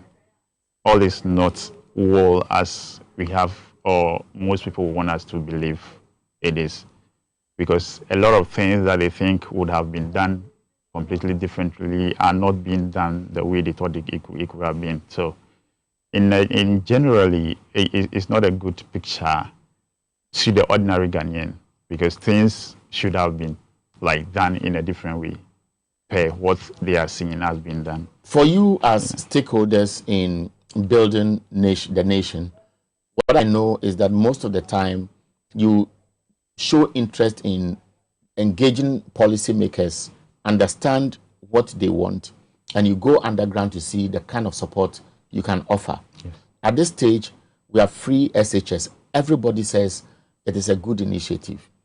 Everybody says government needs all the support to be able to implement it effectively. Government started rolling it out with a lot of expectations. So many people sat on the fence and wanted to observe to see how it will go. 4 years on, the narrative is there are still serious issues that must be addressed. There are two schools of thought. The president says it's on course, the teething problems have been identified, there are timelines, and they are being executed. Another school of thought says we cannot use children as guinea pigs, so immediately we implement it and we see those teething problems. We must call back and review the implementation strategy, where if it becomes necessary at this stage for other people to come on board and support government in terms of finances, then we'll free space for government to quickly find solutions to those areas. What is your opinion on this? Yes, but you see, with every major policy implementation, one key aspect of implementation is about review, milestones, and then review. But if you make it, should I say, a policy decision or a political decision that you don't have to do actual review of your policy, then that policy is bound to fail. It doesn't matter what the critics say or what your supporters say, whatever it is. If you don't, you know, add or include review as part of your implementation, then your policy is bound to fail. So this is basically what we're seeing with this free SHS thing. It's a good initiative. It's a good policy, and it's good for the country as a whole. But what do we see? This is a policy that is shrouded, or should I say, the implementation is basically politically induced. You see, one thing about policy is that, as good as it may be, once you start on the premise of political expediency and expediency, then it comes with its own problem. Acceptance becomes very difficult for all that are involved. But if you make it much more of a national thing, then you start on a good note. So the reason why I bring in the political aspect of it is that when people genuinely, let's say, raise the point of review during the implementation process, comments from the implementers, like government side, is disheartening. Then people are being called a lot of names, naysayers and all that. When you do that, then it puts even the whole thing that someone who may have a genuine, issue or idea about how the policy can be implemented, and then for it to succeed, will quail back because he or she may not know what name you end up calling him or her. Do you understand? So, but it also depends on the person on the other side, how he or she comes in with any kind of contribution that can be adopted by government. Yes, but you see, you as a government, you are for the people. Do you understand? So it doesn't matter the wording or where the person is coming from. Once it's a genuine thing, it can even be a mischievous political comment, but it's left for you to see that, okay, there's a wisdom in what the person or the point that the person is raising. But if you just take it, you take it like it's a political game. Like let's take it one by one. Okay. Last week, this conversation started. Parents spoke to various media houses. Conference of heads of assisted secondary schools, represented by their leadership, will not officially speak to the concerns on the ground. But some head teachers have been bold and they have added caveats that they don't care what will happen, but they will speak to the truth. The Ghana National Association of Teachers in the Central Region has said that it's about time teachers must speak out boldly. There's an element of the culture of silence. The president speaks at the University of Cape Coast. First of all, references the performance of the first batch of WASI students, and then also speaks to the issue about the culture of silence. Now, let's look at the posturing of government, and let's look at the responses or the reaction coming from key stakeholders. The Ghana National Association is huge. The Conference of Heads of State Secondary Schools, these are the direct implementers of the policy, i.e. the interface between them and the students. And so they have best information on the ground. And then you have parents also coming with all kinds of concerns. At this stage, where do we situate the problem, if indeed it's real, and what do you envisage should be the direction towards solutions? So I'll take it right from the end, the tail end. The problem, yes, is real. So it will be very disingenuous for anybody to say that the problem, there are no problems or there are no genuine problems cropping up. Do you understand? But so then it comes back to where should be the direction. First of all, it has to, you see, the solution to every problem is, first of all, acceptance that there is a problem. So that's where the difficulty is coming from. It's very difficult for government to say that or accept the fact that there is a problem with implementation of this policy. Do you understand? So then we go to what are the problems? One, infrastructure difficulty, and then two, should I say, financing. Whatever the ABFA is contributing is, although yes, is quite good and is sustainable, but this funding source then becomes very difficult. Do you understand? So that's why once government have problem with revenue mobilization, then it feeds right back into why some students have to spend, let's say, about 2 months maximum in school instead of, let's say, 3 or 4 months. We then go off for almost like 3 months. Then it disrupts the learning process. Do you understand? So then again, funding, you go to the budget allocation to the whole policy or the education sector, then you try to see whether the challenges or the solution to the challenges, for instance, which is infrastructure in the secondary schools, have they been well catered for? No. Whatever allocation is made to the free SHS program is basically into feeding, and then let's say the other basic logistics. Are you getting it? But so government has been consistent in the narrative that yes, they are addressing the issue of the infrastructure gap, and so they are putting facilities inside these schools. Eric, so this is the point that for us as a center, we look at we don't look at the talk, we look at the fine figures. What do you know?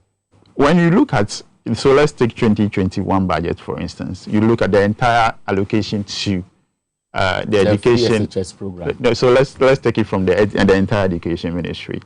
It's about 15 billion. Out of that, about 11 billion is going to compensation. Are you getting it?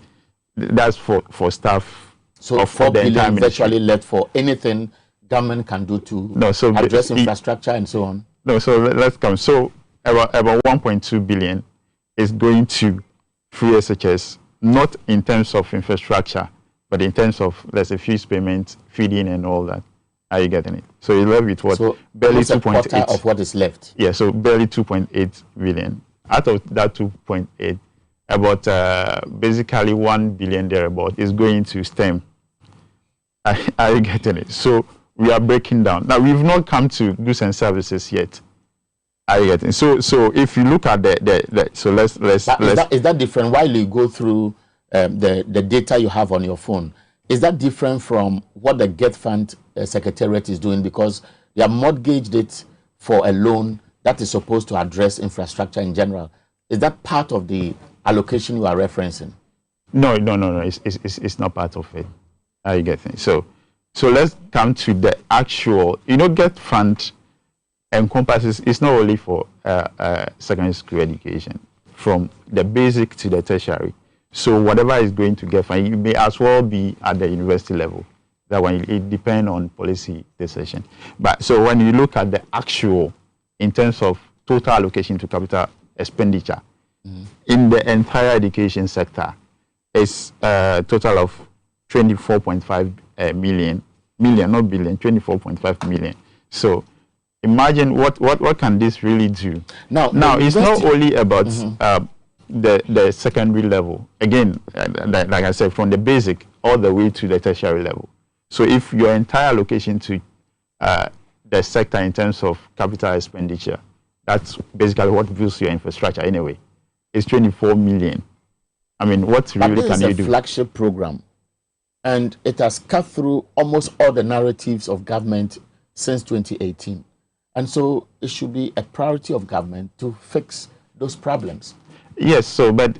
Are you suggesting that when the education minister or the finance minister or other key stakeholders with regards to education suggest that they are solving the problems, they are not speaking the truth? Is that what you are saying? Yeah, but the facts and the figures as they presented, this is not from me. You can open up to the budget statement. It's there.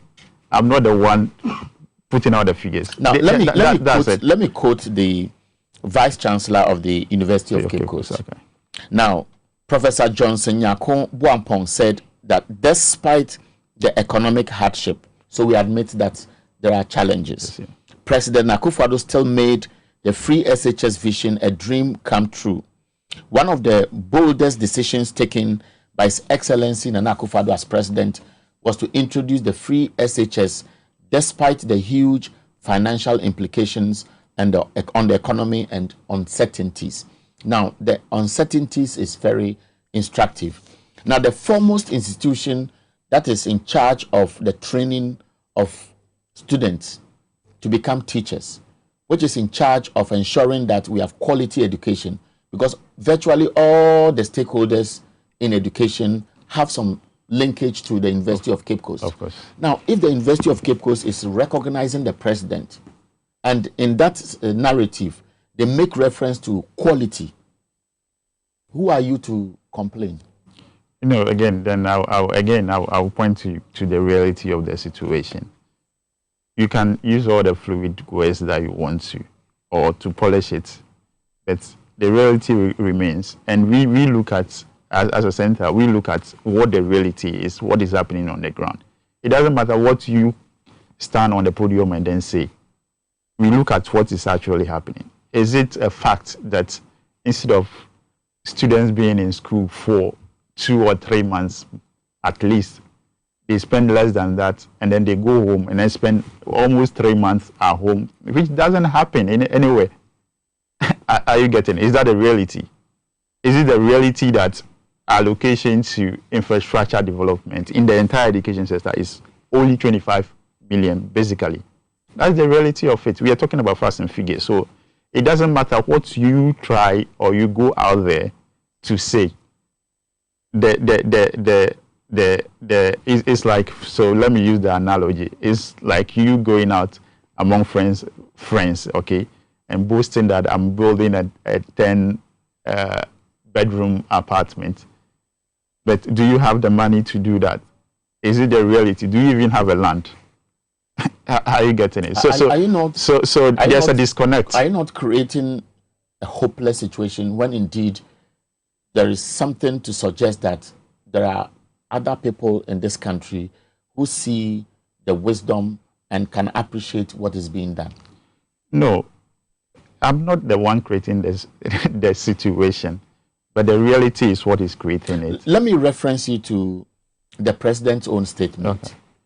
He is very aware of the conversations on radio and TV stations.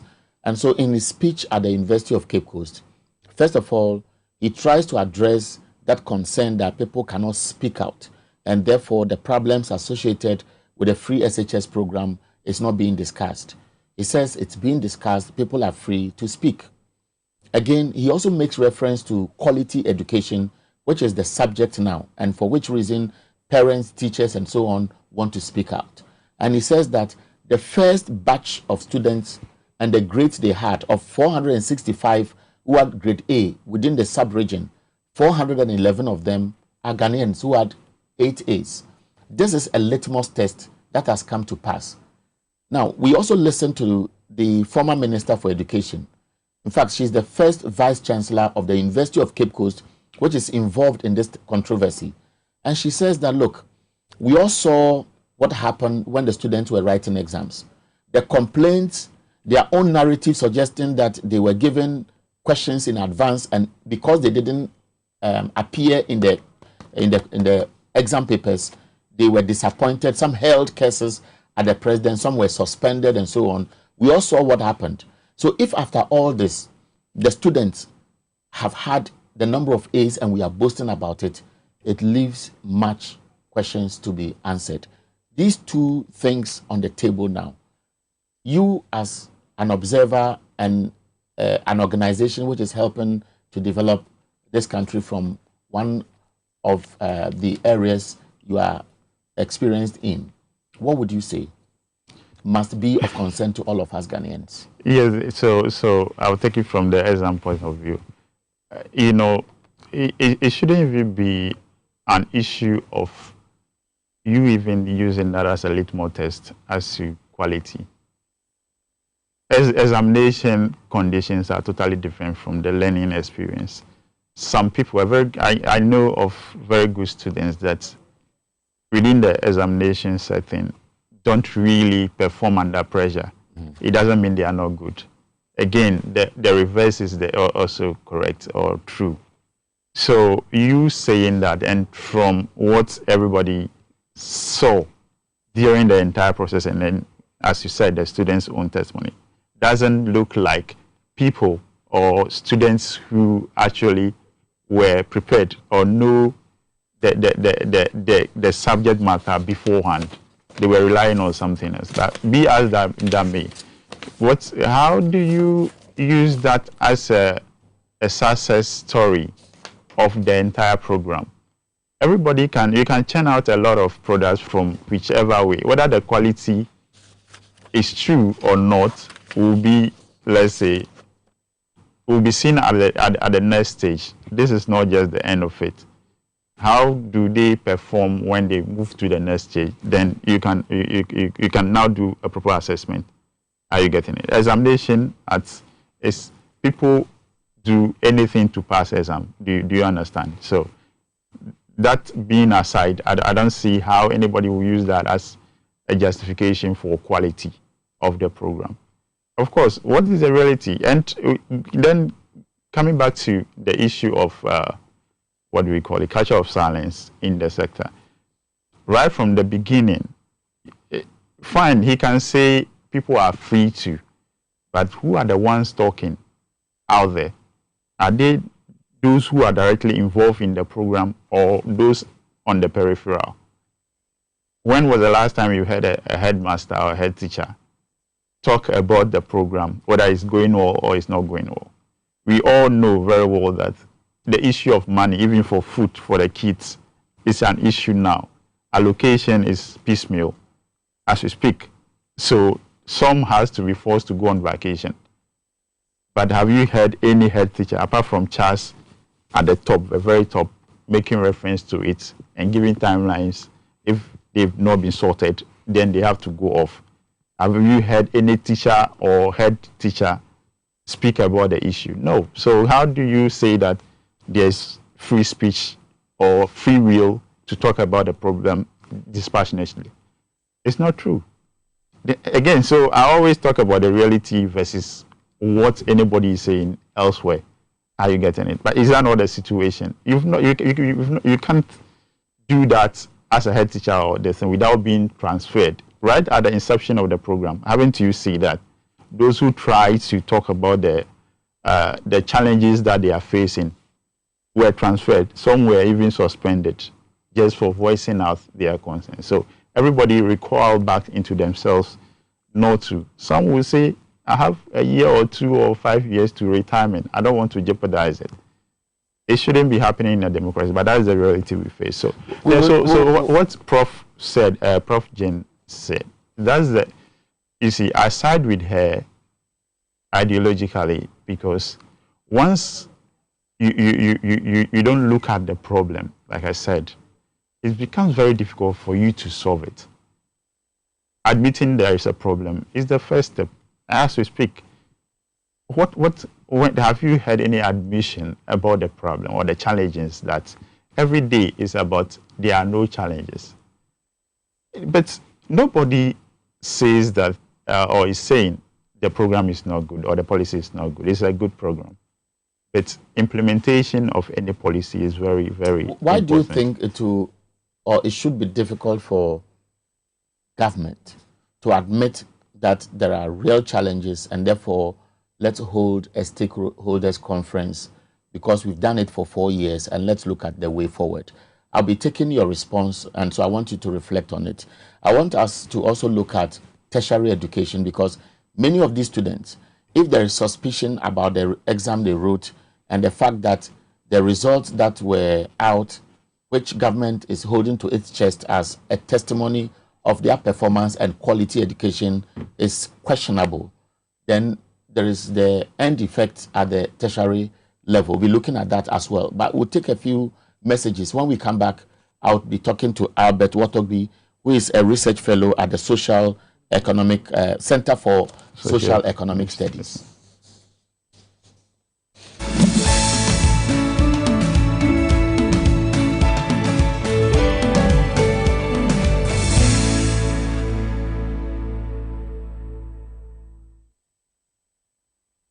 I love makeup. Applying it gives me so much joy.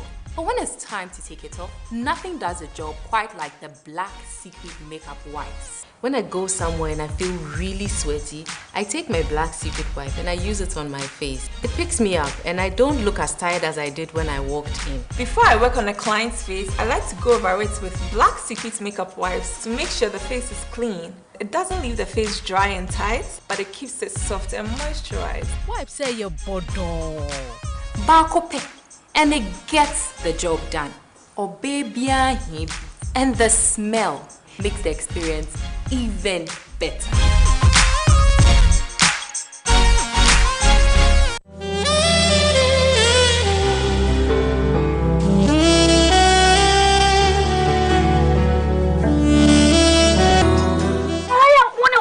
Tell me the tell me what you say, me sako for penny. Hey! Quatin adawrumo, me yonko quatin, na dawruma. Enu enumere wo ye aduane asori wura dem na me fefe me se dabon. Ana quatin, ebere meduru. Eduru de bere me no se Lawson Heba, Mr. Na me sisi me pechi, ani me ho na matwetwe me. Ani me chese madwonku, ani me sei. Na de na wonka me do futwa so, empere ho, enya no nko.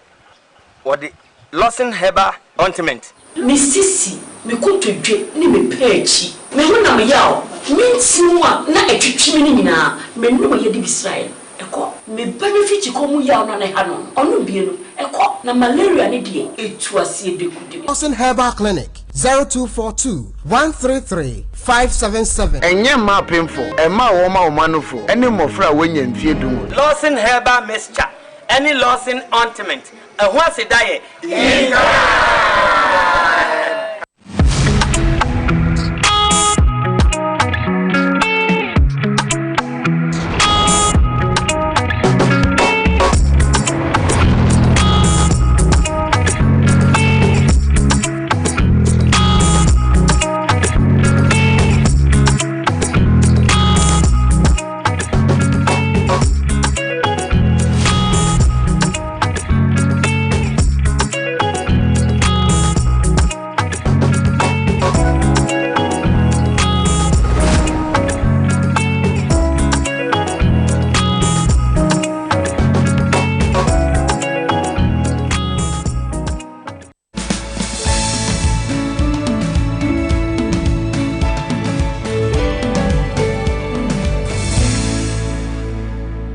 So I'm in the studio with Albert Watogbi. Is a research fellow at the Center for Social Economic Studies. We are talking about education, and basically we want to look at what is out now and what people are saying, the government's posturing, and what should be the way forward. Now, the conversation was looking at what has happened in the last few days, and we wanted to look at how other stakeholders come in. We've spoken about the culture of silence, and then we want to look at the impact of the decisions being taken now. Now, before we move on to the tertiary sector, I want us to, as we were speaking before we came back on set, look at the basic level. What has been your assessment so far? Yeah, so as a center, I think when the curriculum was reviewed and then new one was introduced, so we took a very keen interest in that, and then a bill was also introduced alongside. We raised a lot of concerns about it, going from our research findings, and as we speak, they still also don't have the basic TNL, teaching and learning materials to support it. Almost 2 years into implementation of the new curriculum, which again brings or raises a lot of questions as to implementation of policies in the education sector, which is very worrying, which shouldn't be the situation at all. Once you decide to change the curriculum or review it, did you engage the key actors on the ground, i.e. the NACA? You talk about the GES, you make reference to the teacher unions, and of course, the Conference of Heads of Basic Schools. Did you engage them directly in your research? Yes, of course we did. And then I think that the problem, again, arises from resource allocation, and then for them to, because once NACA, they did their part of the job. They developed the curriculum, the new one. So for them to now come up with approved textbooks, and then the other teaching and learning materials, the resources have to be allocated to them. Then, so again, we go back to exactly what the allocation is. Once the money is not there, or you've not given them the money, then they can't perform. They can have all the fine ideas, and then it becomes an idea. It's no longer, the education sector as one that is in crisis today?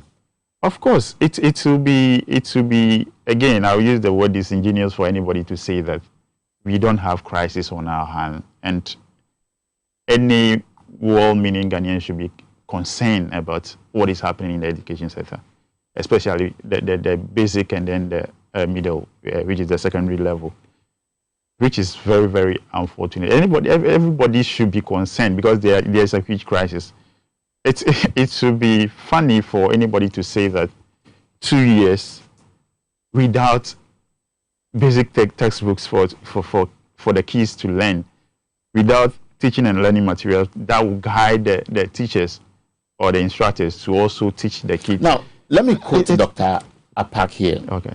Deputy Ranking Member of the Education Committee of Parliament, Dr. Clement Apak, is attacking the University of Cape Coast for conferring on the President Doctor of Philosophy degree in education. And he's saying that it is unethical and politically motivated. Now, Dr. Apak is a politician. He's an academician, all of us know. I'm sure he still lectures. Now, the first female vice-chancellor of the University of Cape Coast, who has also been a minister of education before, is saying 4 years down the line, and looking at the narrative from the stakeholders who are voicing out now, it's about time that we all sit at a round table. Would you say that because they are politicians and the things they are saying may be right or may not really hold water as some may want to see it, cannot be taken as a serious national issue that is worthy of discussing, or government must admit that really it's a challenge, they should put down all the egos, accept it, and move on? If you look at what is happening now and the posturing of both sides and what is of interest to the Ghanaian, do you think that we are on the right course, or we are doomed for more crisis? So I think I will agree with your latter submission. You have to look at it from this point that whether we are doing or not will be the actions of the policy implementers. Question is whether they are politicians or they are whoever. Do they have the requisite, expertise to make recommendations to the program? Professor Jane is a seasoned academician, a former, vice chancellor.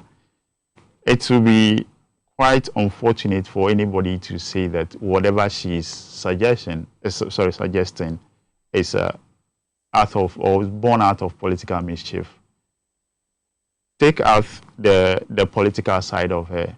Has she been within the sector before? Has she possessed the requisite expertise to make assessment and then recommendation? Yes, she has, or she does. So why would anybody want to throw out the baby with the bathwater unless for political reasons? It means then again that then you don't really want to confront the situation or the issue as it is. Are you getting it? But if you really, you yourself who is implementing, you are doing that out of goodwill or for the right reasons, then you don't have to do that. It doesn't matter who is critiquing you. Once there's a merit in whatever he or she is saying, then you have to look at it from that angle and say, okay, let me put it into my implementation. Like I said, if it's actual policy born out of genuineness of the heart or for the progress of the country, every person or policy developer or implementer would have inputted timelines, milestones into the policy that every 6 months or 1 year, since it's even a new policy, so give it 1 or 6 months or 1 year, go for a major review, policy review on the program, and then or the policy, and then see where are the challenges, what can we do to bring everybody on board. Look, whether it's NDC or CPP or whoever that is critiquing you, they also have keys in the system. It doesn't matter who the political person is. He or she has a family member, a kid or whoever that is going through the system. So are you saying that they don't want the good for their own children or their own family? It's quite weird for anybody to espouse that logic. Again, so when you look at the milestones and then you go for the review, then you bring on everybody to what kind of stakeholder engagement do you anticipate should or is likely to happen, especially if government assumes the fact that all is well, we have problems, we are solving them? What I know is that government is considering raising $1 billion in the form of a bond, and the Minister of State at the Finance Ministry, Charles Edubuahene, says part of it will be used to pay off loans acquired for the implementation of the free SHS. It tells you that government really is making some effort. But if people are asking for stakeholder engagement, what do you want to see? So again, on the surface of it, I'll tell you he's lying. Do you know why I say he's lying? The free SHS budget is from ABFA, annual budget funding amount. ABFA is not hinged on loans. Are you getting it? So where exactly from the arrears or the debt that free SHS has to accumulate or has accumulated for anybody to say they are going onto the bonds market to raise bonds to pay for that? So again, then government is lying on that score. They may want to say they want to use the money for future decisions. That's well and good. But you can't tell me, as somebody who understands the public finance and then economics, to say that you went and then know exactly where the funding from or for free SHS is coming from, to say that there's some loan or whatever debt over there for you, and so you are going to raise bonds to pay for it. I mean, where from there? Where from there? Are you saying now that we are so broke as a country that ABFA is being financed from loans? I mean, it doesn't happen. So if it's happening, then what really are they doing at the ministry or the finance, or what is the country turning into? So if anybody tells you that they are going to raise bonds to pay for free SHS debt, the person, one, is either lying, then the country is really in a serious crisis than we thought. Are you getting it? It doesn't, you ask anybody, call any public finance person, or you can call the former finance minister and ask him if ABFA is financed from loans. If that's the situation, then I mean... Albert Watobi is a research fellow for Center for Social Economic Studies, and this program, Morning Update Newspaper Review, is supported by Lawson Herbal Clinic, and I'm sure you've heard about delay and all the things that we've heard Abena speak about severally. All I want to say to you now is to call the following number: 0242 133 577 0248 619999. Lawson Herbal products include Lawson Care Mixture, Delay Man Capsules, Lawson Herbal Mixture, and so on. Black Secret Makeup has always put all the things you need to see about Abena: the beauty, the lip shine, the face makeup, everything. They look at your skin, they make sure that your texture, your skin color, etc. goes with the right makeup. Black Secret Makeup, that's the magic.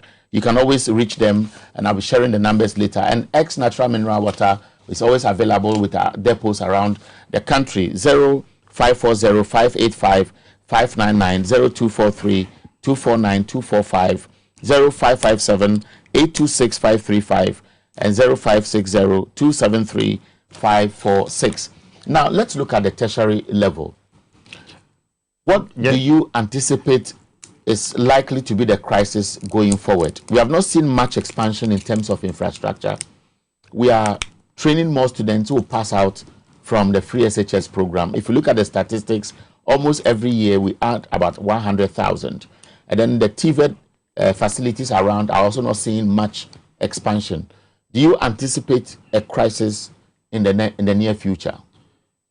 So quickly before I come to your question, again, to the issue of that bond, even if the bond is raised and is going to that program, it means, and once they told you that, or they are telling you that it's to pay off a debt, it means that that has already been expended. Are you getting it? So you don't expect to see a net effect now or going forward. It means whatever they are going to spend that money on is already done. So the crisis, as it is, will still be there. So that money, whether it's going into it really or not, it won't make any change. So nobody should. Once it's a debt, it means it's already be expended. Now, again, so coming back to your listing, I don't see much challenge in terms of the tertiary level, because now the technology has revolutionized the entire education, especially the tertiary education system. So depending on how innovative the universities are, they can diversify their own teaching and learning experience. Online options can also be done, so you don't necessarily have to pack yourself into let's say a classroom for that to happen. So it's basically whether or not we have serious challenges at the tertiary level will depend on the management of the tertiary institutions themselves, and I don't think that should happen. Okay, let me do a few text messages and then I'll continue the conversation with you. This one says, so President Akufo-Addo is saying that there is no challenge with a free SHS policy, and any criticism that goes against the government is an attack on his government. So if a good policy isn't operating well, no one should point it out simply because it's a good policy. Wow, leadership is is the ability to accept both criticisms and praises. I'll be reading more text messages. I'm receiving calls on the tablet, and it's affecting it. Now, going forward, if you were to speak to the opposition, who will always criticize government, and you were to speak to government on what it should be doing at this stage to build the sinking confidence in how the educational sector policies are being implemented, what would you recommend? I think I would tell opposition that in the absence of support from government, one good thing that they can, or strategic thing that they can do, is to come up with an alternative policy document. Are you getting it? They can come up with an alternative policy document as to one, how they think the whole program should have been implemented. Two, what they know the challenges to be, and what will be their recommended course of action in order to solve these challenges. I think it will once they do that, it will also in a way force governments to quickly respond to it, and then toe the same line or a similar line. So I think it will be a very good thing for them to come up with. When I engaged the former Minister for Education, the first female Vice Chancellor of the University of Cape Coast, Professor Nana Jinopoko-Ajiman, I got the impression that if all those who are involved, CHAS, teacher unions, the GES, and so on, begin to speak because they love this country, government will bow to pressure and get things done because people are speaking out. And government has taken a position, and because they are in power, it appears people are helpless. Do you think that CHAS, GES, NAT, NAGRAT are not speaking loud enough? Yes, in a way, yes, of course, they are not speaking loud enough. But then again, you can also understand them that these are individual, beside they being CHAS executives, they are also individual teachers, headmasters, and all that. So, and looking at the country situation, bread and butter issues also count. So if you think that your bread and butter situation will be challenged once you start speaking, then you have to assess that and then look at it before you come out. So it's quite understandable why they are not doing it. It's not the ideal situation, but again, then it was or it fits right back into the culture of silent, quote unquote, situation. They can do more, but I doubt if they will go beyond this. That's why I'm saying that. Is there hope? Yeah, there's hope, but then for how long? That's the question. So I think for things to correct itself, the opposition, they have power, which they don't know. Like I was saying, they can come out. Let them come out with a policy alternative, a serious one, in a little bit of policy document. Put it out there. I thought within a week, government will find solution. We'll call for a dialogue. I think this is a very important message that you have sent to those who are criticizing government. Yes. Bring your policy, your alternative policy, announce it, make it available to the public. Let the public speak to it and see if government will react. Within a week, the narrative will change. They will call for a dialogue session. Okay, let me do a few text messages. President Akufo-Addo is really on top of issues, especially on our security matters. We must note that a nation that we live in with a section of oppressors who are ready to devour, perpetuate violence to the extent that some of them were caught plotting insecurity for innocent mother Ghana. It's about time we commend the president for measures in place now. This one from Abdul Basit says, the negative effect of illegal mining is killing us gradually through water pollution and destroying our vegetation. The issue of double salary is against the government and is just a propaganda of the NDC, and the President Akufo-Addo is actually fixing the country. Boshaba Amnesty in Zongo, that's Goso, says, please Ghanaians, let's all help and support President Akufo-Addo to fight Galamsey. This text message from Masawudu says, majority of Ghanaians strongly believe the president has done an unprecedented job in the fight against illegal mining. This one came from a gentleman, you see, I shouldn't mention, he said, hello, good morning, and we thank you for the presentation. This one from JC Behene in Abeka. The free SHS policy is not all about negatives. We believe there are challenges, but the government is not relenting on them and it's committed to improving the policy. Some Ghanaians should desist from demonizing this heaven-sent policy. Trust President Akufo-Addo, he will deliver. Let me do some 3 more and then we wrap up. Good morning, Eric. This is also writing from Cape Coast. Implementation of the free SHS is problematic.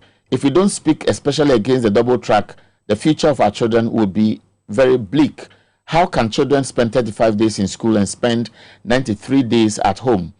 This one says, hi, I am Kweku Raymond. Please tell Danny he looks so cute. Pa. I don't know if they are speaking to you. I don't know if you have another name called Danny. No, not really. But this one says the president borrows $170 million, takes half of the amount as his trip expenses, met the lenders and told them Ghana beyond aid. If your slogan needs aid, then you are not safe. This one in Shraba Anelka in Asharman says Ghanaians are expecting more from His Excellency Nana Akufo-Addo, and we surely believe that he will deliver. A permanent staff of the Ghana Education Service who receives his monthly salary through the Accountant General's Department while working is studying on distance education in Winneba. The person opted to do national service at the same office, is working within the same hours, is being paid NSS for the same period, and it goes on and on and on that NIA must be collapsed. So we are wrapping up. What's your message to Ghanaians who may share into this policy that you are proposing, that the NDC should come out with its alternative and challenge government to it, and we may be seeing solutions? Yeah. So because when we look at the whole situation and how intransigent government is being, nobody is saying, and I don't think there's any single Ghanaian who says free SHS is not a good policy. The issue has always been about the mode of implementation. So let's once we accept, or everybody is on the same page that yes, there is a need for review, and I find it quite difficult for anybody to say that a policy of this nature, the call for review, is a wrong one. Then it's quite weird and a curious thing for anybody to think that you've initiated a policy or a program, and then there's no timeline for review. I mean, how okay, so Albert Wotogbi is a research fellow at the Center for Social Economic Development. Social Economic Studies. That's how we end today's edition of Morning Update. I believe that tomorrow again will be another show. Join us tomorrow. And I thank all of you for joining us today.